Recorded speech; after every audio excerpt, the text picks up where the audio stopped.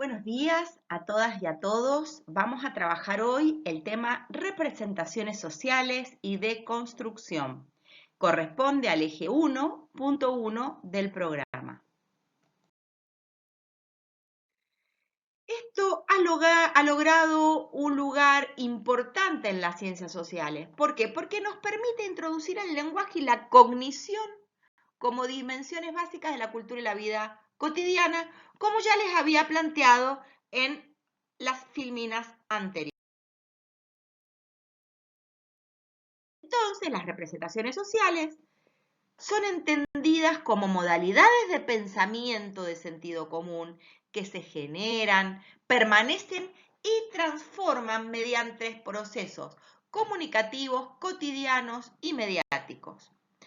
Ahora bien, fíjense, empiezan a tener tanta fuerza que generan incluso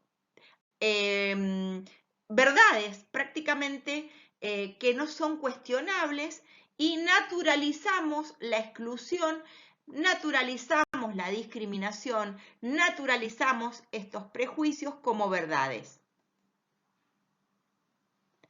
Entonces, generando visiones compartidas de la realidad, interpretaciones similares de los acontecimientos, y esto en realidad, si no se confronta con la teoría y no se confronta con, no se revisa desde el pensamiento crítico, tendemos a naturalizar la exclusión controlada.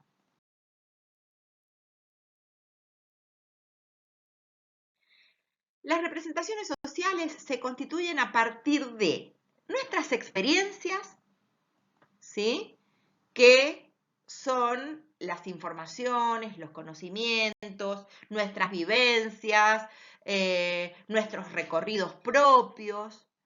Por otro lado, los modelos de pensamiento, es decir, que recibimos y que transmitimos, que recibimos en la escuela, en nuestro hogar, con nuestro grupo de amigos y que transmitimos también. ¿Y a través de qué? De la tradición, de la educación y algo que es fundamental, que ustedes lo están viendo desde el principio, que son las diferentes formas de comunicación. De allí la importancia del papel de la educación en la construcción y transmisión de esos saberes construidos en común, por todas y por todos.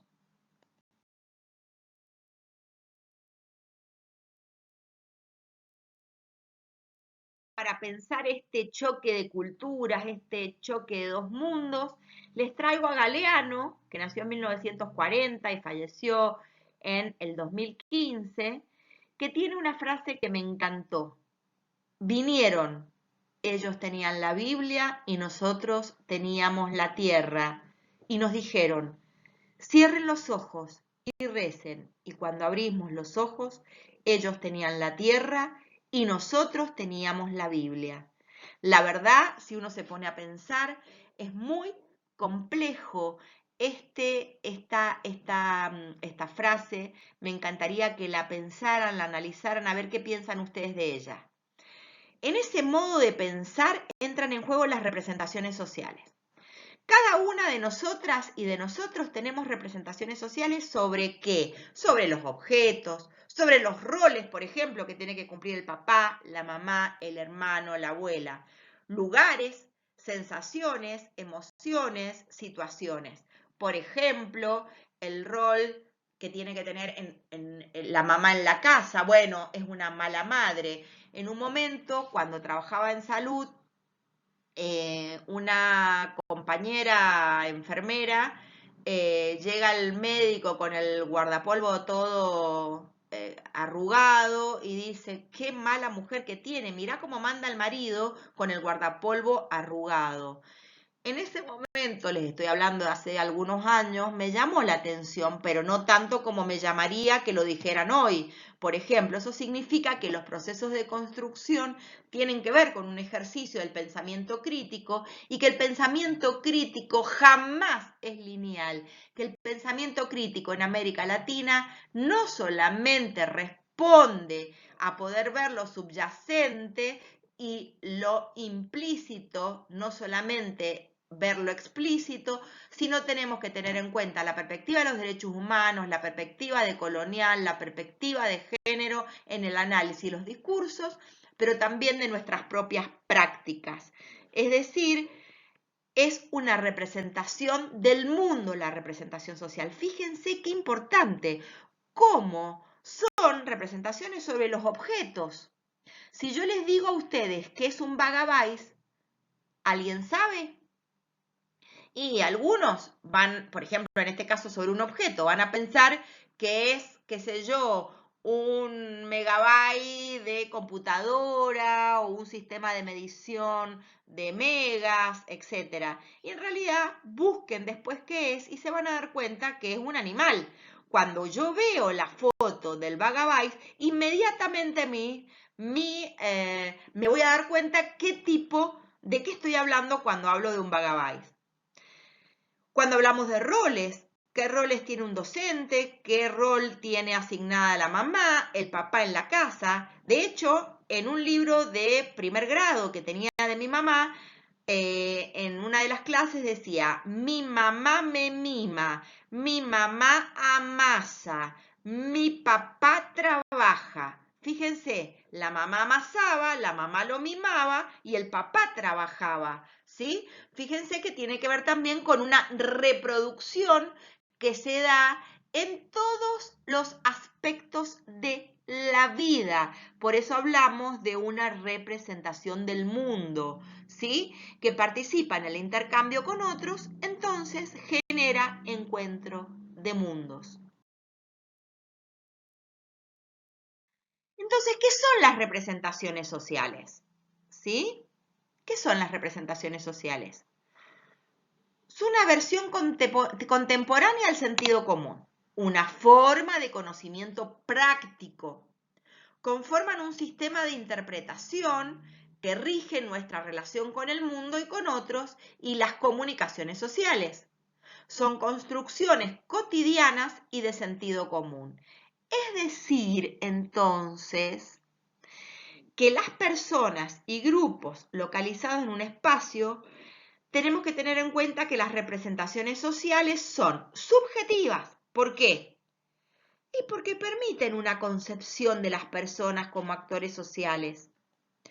Por otro lado, intersubjetivas, porque se van a referir a situaciones, contribuyen al establecimiento de las representaciones que son elaboradas, negociadas o establecidas en común en la comunicación verbal directa, que se refieren tanto, en el caso de transsubjetivas, se refieren tanto a los individuos, a las personas, como a los contextos de interacción y los sistemas de construcción discursiva e intersubjetiva. ¿Qué significa todo esto que les dije? Que se tiene que tener en cuenta, no solamente las personas, ¿sí? Como sociales actores sociales activos, las situaciones, ¿sí? Que contribuyen justamente a estas representaciones sociales, porque son elaboradas y establecidas en la comunicación verbal. Si yo te digo, no te juntes con él porque es un mal hombre, o no te juntes con esa chica porque es una chica de la calle, una chica que es una chica fácil, ¿sí? Ya estoy poniéndole una carga valorativa al discurso. Y cuando hablamos de lo transubjetivo, hablamos también de este contexto de interacción, de los sistemas de construcción y que tiene que ver también con lo cultural. ¿Cómo surgen las representaciones sociales?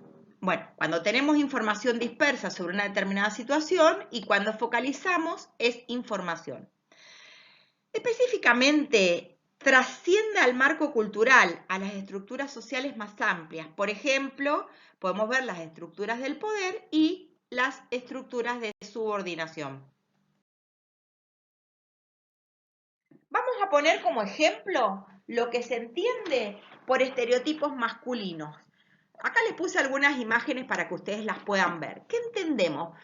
De encuestas que se hicieron en Argentina, podemos hablar que estos serían los estereotipos masculinos. Por ejemplo, la estabilidad emocional, el dinamismo, la agresividad, la tendencia al dominio, la objetividad, racionalidad, aspecto afectivo poco definido, valentía, cualidades y aptitudes intelectuales, franqueza, aptitud para las ciencias, eficacia y amor al riesgo.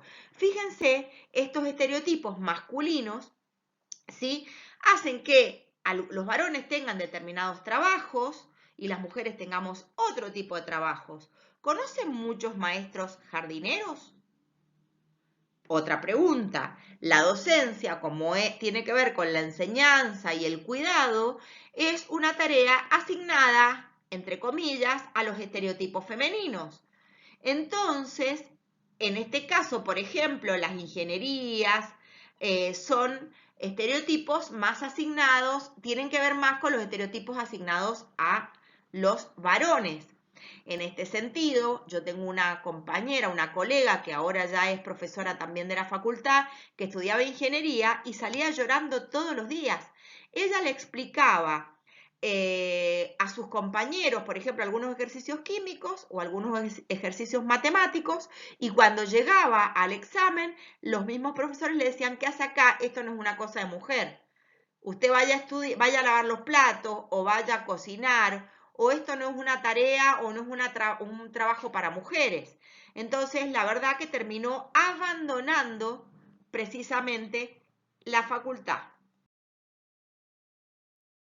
Cuando hablamos de los estereotipos femeninos, fíjense, hacemos referencia a inestabilidad emocional, a intuición, falta de control, aspecto afectivo muy marcado, pasividad. Ya cuando llegamos a la palabra pasividad, veo la imagen de la izquierda y me doy cuenta que es totalmente un estereotipo totalmente alejado de cualquier cuestión de realidad.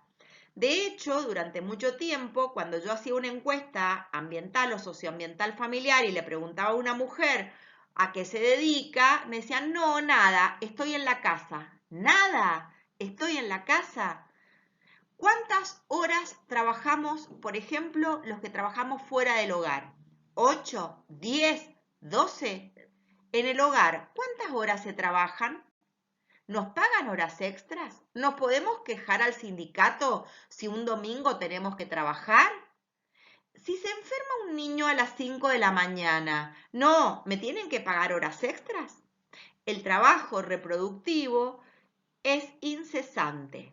Ahora estos estereotipos femeninos también hacen que ganemos menos en relación a un mismo trabajo, que nos cueste más llegar a puestos de poder, ¿sí? Porque siempre se presupone en relación a estos estereotipos que estamos en una cuestión de sumisión o de subordinación en relación al que manda. De hecho, durante mucho tiempo, cuando el padre de familia fallecía, le decían al hijo mayor varón, ahora sos el hombre de la casa. Entonces, con esa frase se encuadraba muchísimo más que ser el hombre, sino es el que manda, ¿sí? En este sentido, tenemos que empezar a revisar estos estereotipos, tanto masculinos como femeninos, y esto solamente a modo de ejemplo para entender las representaciones sociales de género.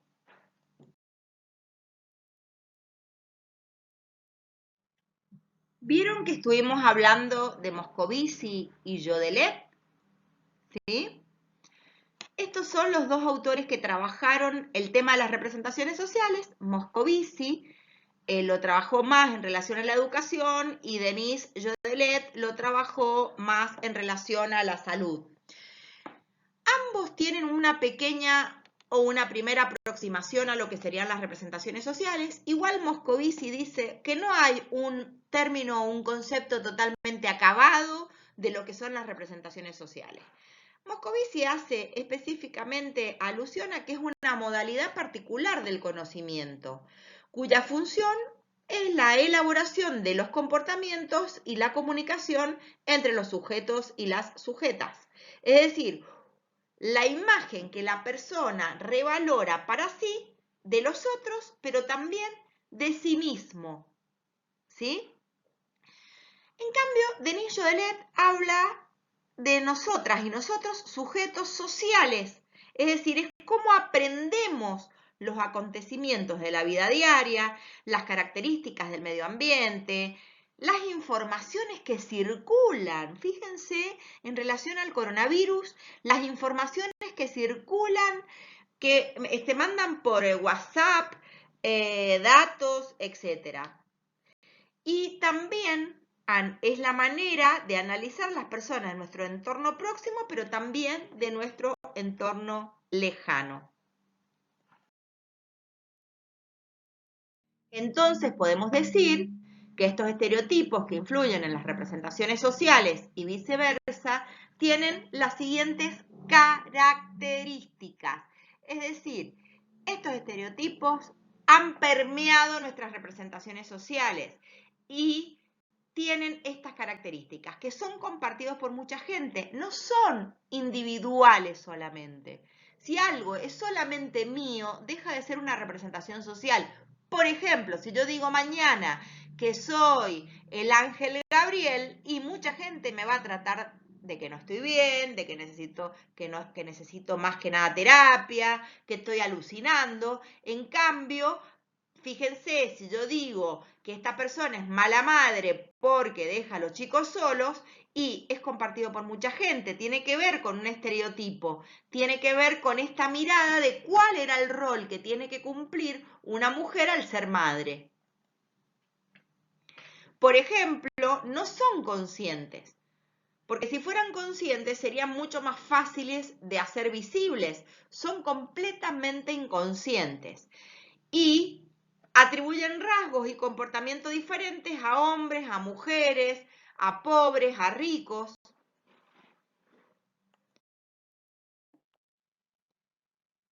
Entonces, podemos decir que las representaciones sociales son constructos cognitivos compartidos en la interacción social cotidiana que proveen a las personas de un entendimiento de sentido común. ¿Esto qué significa? Tiene que ver con una forma especial de adquirir y comunicar el conocimiento, pero también no solamente el conocimiento, sino también los saberes. Una forma que crea realidades y sentido común. Es decir, también esta manera, cuando ya lo vamos relacionando con los saberes y con los constructos cognitivos compartidos, podemos hacer relación a los marcos interpretativos, algunos autores le llaman paradigmas, otros matrices de pensamiento. Nosotros le vamos a llamar marcos interpretativos, que va a ser una clase que daremos más adelante. Entonces, llegamos a cómo se forman las representaciones sociales. Y vamos a tener en cuenta la objetivación. Y es muy importante, ¿por qué? Porque es cómo se concretiza lo abstracto. Es decir, cómo se hace palpable eso que parece abstracto. Y podemos decir, según Moscovici, y en esto coincide Jodelet, que hay tres grandes fases: la construcción selectiva, el esquema estructurante y la naturalización. Esta última, la naturalización, hemos venido trabajándola a lo largo de toda la clase, ¿sí? Cuando hablamos de la construcción selectiva, es cómo seleccionamos elementos de la realidad en función a ciertos criterios culturales, ¿sí? Por ejemplo, cuál es nuestra representación en relación a género, en relación a discapacidad, en relación a las personas en situación de pobreza. El esquema estructurante se organiza internamente. ¿Para qué? Para conformar una imagen del objeto presentado y para poder ser de fácil expresión. Entonces, por ejemplo, utilizamos frases, por ejemplo, madre, o para poder transmitirlo verbalmente en la expresión verbal y no verbal de manera bien sencilla y que pueda circular. Cuando hablamos de la naturalización, es la transformación de un concepto, de una imagen, que pierde carácter simbólico y se convierte en realidad autónoma. Ya deja de tener un carácter simbólico para naturalizar, Por ejemplo, en muchos casos la exclusión, el considerar que una persona con discapacidad no tiene que estar en una escuela común, sino que tiene que ir a una escuela especial para, entre comillas, la enfermedad que tiene esa persona, cuando sabemos que la discapacidad no es una enfermedad, pero se naturaliza y a partir de esa naturalización se generan medidas que terminan siendo en muchos casos excluyentes, discriminativas y en muchos casos discriminan a grandes sectores de la población. ¡Oh, sí! Entonces nos preguntamos cuáles son las funciones de las representaciones sociales. En este caso hemos tomado a Sandoval en su libro de 1997 que habla específicamente de las funciones de las representaciones sociales. Por un lado dice que es la comprensión, que es la función que posibilita pensar el mundo y sus relaciones, es decir, que las representaciones sociales tienen la función de la comprensión del mundo y sus relaciones. Por otro lado, también la segunda función es la valoración, que permite calificar y enjuiciar hechos y o personas, es decir, esto está bien, esto está mal, ¿sí? Pero no solamente en relación a hechos, sino, por ejemplo, esta persona es delincuente, esta persona es loca, esta persona es mala, ¿sí? La comunicación es muy importante porque a partir de la comunicación las personas interactúan mediante la creación y recreación de las representaciones sociales, ¿sí? Y por último, como muy importante, la actuación, que esta función está condicionada específicamente por las representaciones sociales, porque depende de qué representaciones sociales tengo en relación a determinados temas, cuál va a ser mi manera de actuar en la resolución de esos problemas. Entonces, hoy tenemos que hablar, y esto ustedes lo trabajaron en el ingreso, la teoría como lentes para leer esa realidad, no dejarnos llevar por el sentido común. Esta teoría como lentes para leer y comprender la realidad y así poder desnaturalizar y deconstruir, que es la segunda parte del trabajo que hemos tratado de traerles hoy.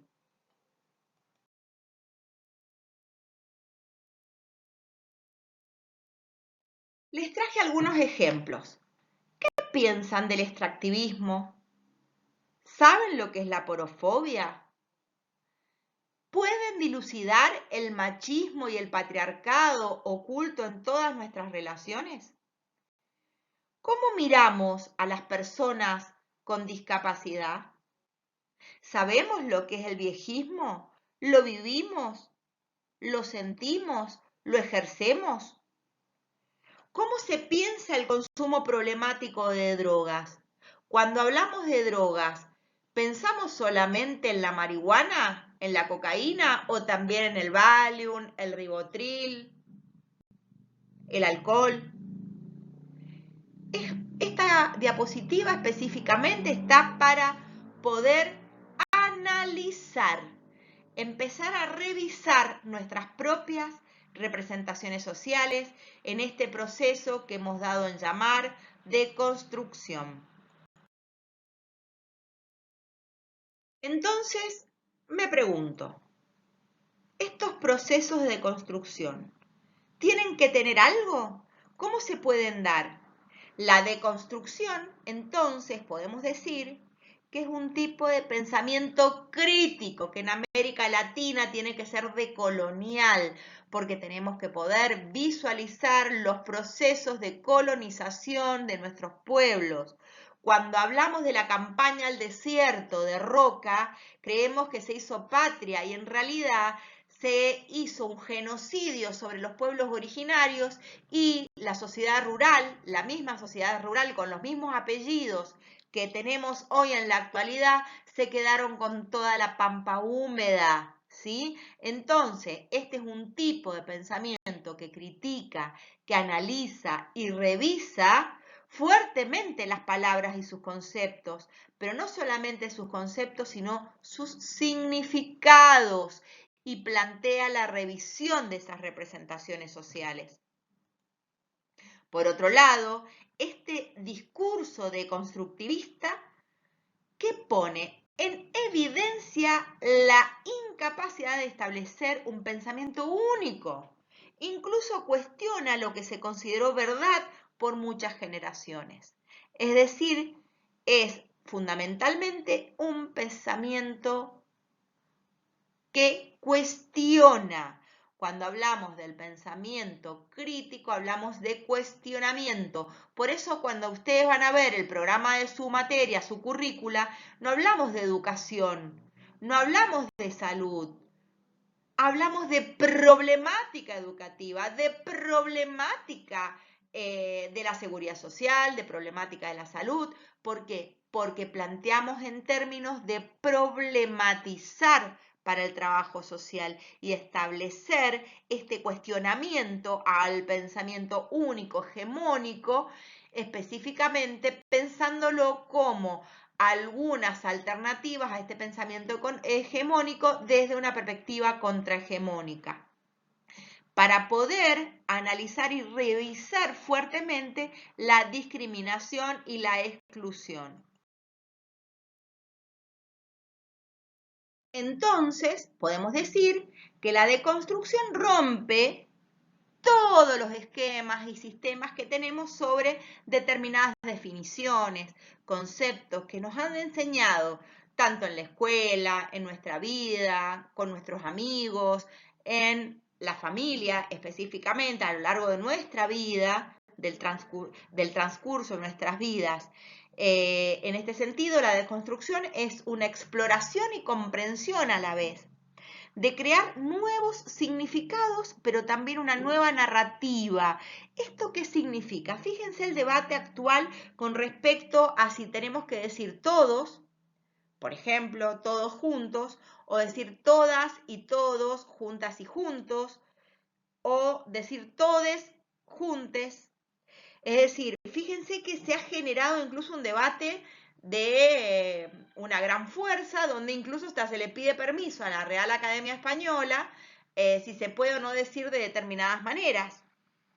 Es decir, ha generado esta manera, que es la perspectiva de género, ¿sí?, y de colonial, una nueva narrativa que se está ensayando. Empezó con la X, después el arroba, muy difícil de pronunciar. E incluso en los textos científicos, cuando se escribe, en algunas revistas no me permiten hablar del todes, entonces tengo que poner todas y todos, o tratar de extraer del discurso los artículos para poder hacer un lenguaje que sea inclusivo. Conversando con los implicados en los problemas y específicamente ir cambiando esto preconcebido, estas suposiciones y presupuesto. Entonces, la deconstrucción, y esto es re importante, más que un saber, más que su saber, miramos la interpretación que se hace a medida que se desenvuelve una determinada narrativa, un discurso, un contenido, ¿sí? Entonces, Víctor Mamani Gareca habla de la deconstrucción como un proceso de destruir, desestructurar, de sedimentar lo construido a través de la conversación, la narración, el discurso, pero también los informes. Es decir, distinguir una operación necesaria para precisar el problema fundamental. Es decir, deconstruir hace problematizar la realidad y no dar respuestas netamente lineales que no tengan en cuenta los contextos, la cultura e incluso los propios sentimientos. Entonces, nos preguntamos, ¿quiénes son las o los sujetos involucrados o involucradas? ¿Cómo cada uno recrea realidades diferentes? ¿Cómo cada uno o una plasma la experiencia de los demás? ¿Cómo escribo en un informe lo que le pasa a una persona o a un grupo familiar? ¿Cómo encadeno las narraciones o cómo encadenan las y los sujetos con los que trabajamos las narraciones para así poder organizar los hechos, poder describirlos, pero fundamentalmente poder comprenderlos para poder informarlos y operar realmente como mediadores entre las personas, los sujetos, sus necesidades, las instituciones en las que trabajamos y la efectivización de los derechos.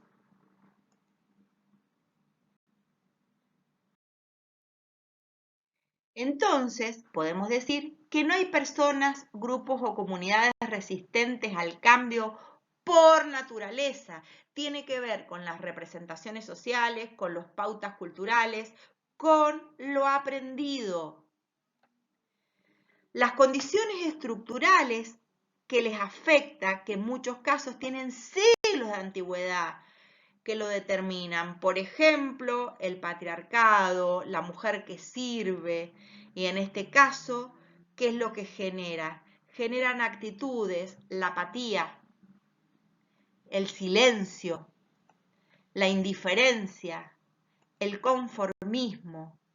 Es decir, esas son las actitudes que aparecen como resistencia. El que no me sorprenda nada, la apatía es muy importante, el quedarme callado ante las injusticias, la indiferencia hacia lo que le pasa a las y a los ciudadanos, a las personas, el conformismo. ¿Y esto qué significa?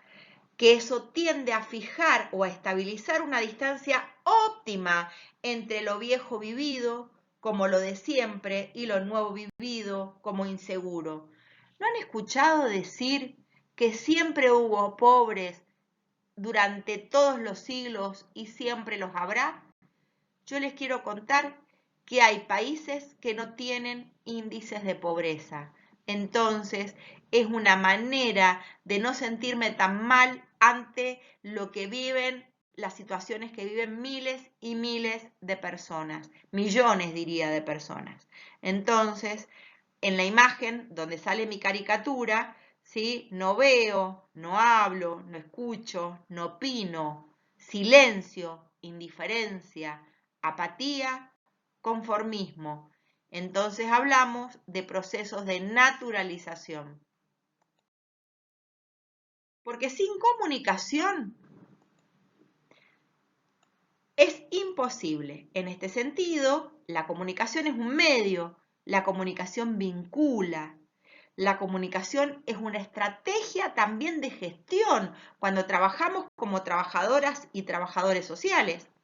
Hay diferentes modos o formas de comunicarse. Por ejemplo, oral, en una entrevista, cuando vamos a dar una charla sobre un determinado tema, cuando trabajamos la educación popular. Escrita puede ser en un informe. Gestual, cuando con los gestos digo una cosa, a veces cuando estoy expresándome, dicen que las caras hablan. Es así. Y la comunicación es un proceso.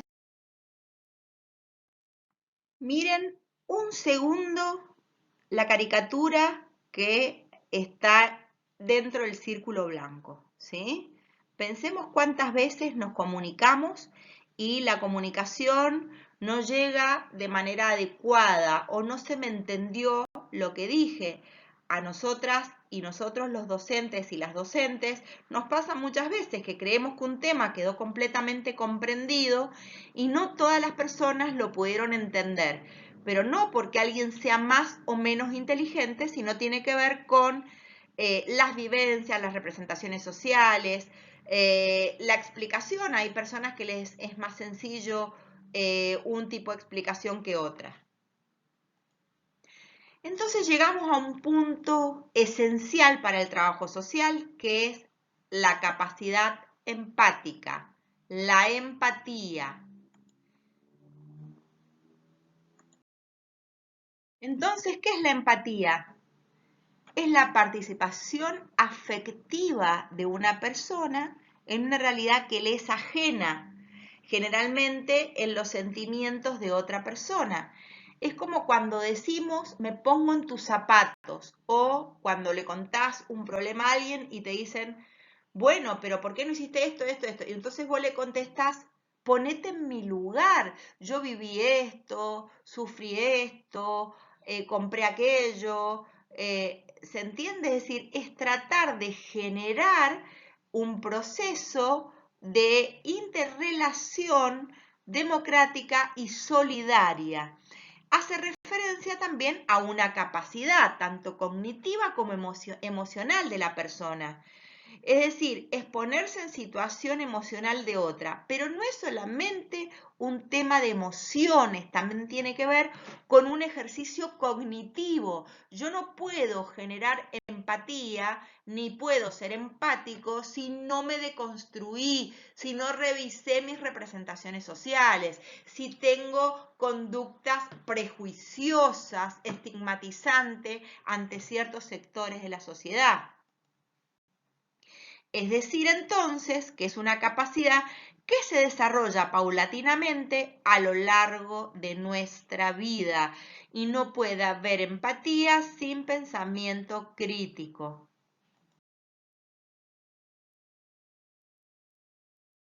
Para finalizar, tomamos una frase de Eduardo Galeano que dice, al fin y al cabo somos lo que hacemos para cambiar lo que somos. Y les dejé un link de YouTube donde hace una conferencia sobre la discriminación. Muchísimas gracias y nos vemos en la próxima clase.